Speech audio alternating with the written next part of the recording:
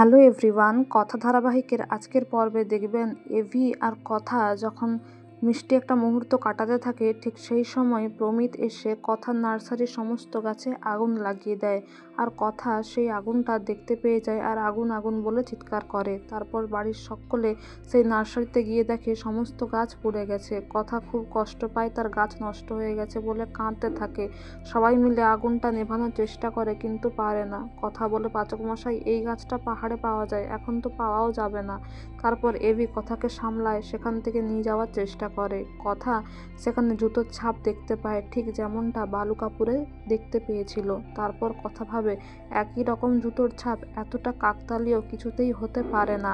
পরের দিন সকালে ছোটকা জুনি বলে, কথা কিছু ভেবেছো কি করবে?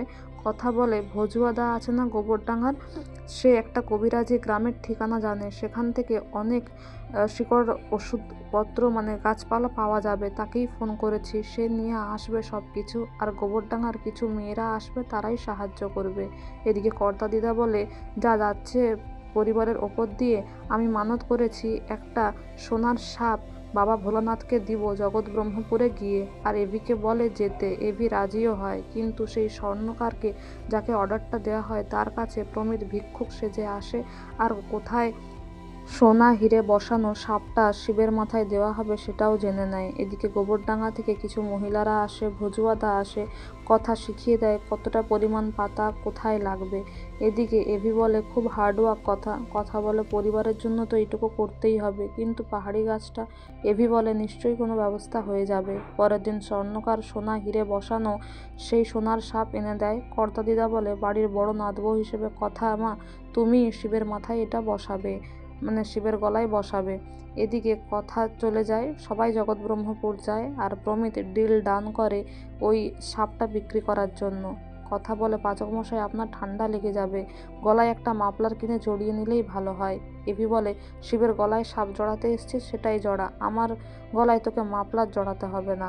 এদিকে নীলাদ্রি প্রিয়ার সাথে কথা বলে না, মনে মনে বলে, রেডিও দিদিমণি না চাইলে আমি কিছুতেই আর কথা বলবো না ওনার সাথে, যা করার ওনাকেই করতে হবে। এদিকে চিত্রা মনে মনে বলে, কে যে এত বড় বড় স্টেপ নিচ্ছে আমায় জানতেই হবে, কারণ তার আর আমার উদ্দেশ্য এক। এদিকে এভি বলে, কথা চল, তোর সাথে আমি আছি। আর কথা বলে, জানি পাচক মশাই, এটা বড় গুরু দায়িত্ব, চলুন। তারপর কথা আর এভি শিব ঠাকুরের সামনের দিকে যায় সোনার সাপটা নিয়ে। কিন্তু আগামী পর্বে দেখতে পারবেন, কথা দেখতে পায় যে প্রমিত শর্মা ফোনে কথা বলছে শিবলিঙ্গ আর সোনার সাপটা বিক্রি করার জন্য। আর কথা সেটা ধরে নেয়, বলে, প্রমিত শর্মা, তার মানে আমার সন্দেহ ভুল নয়। তো বন্ধুরা, এই ছিল আজকের কথা ধারাবাহিকের update. Thank you dearest everyone for your valuable time. Thank you so much for watching the video.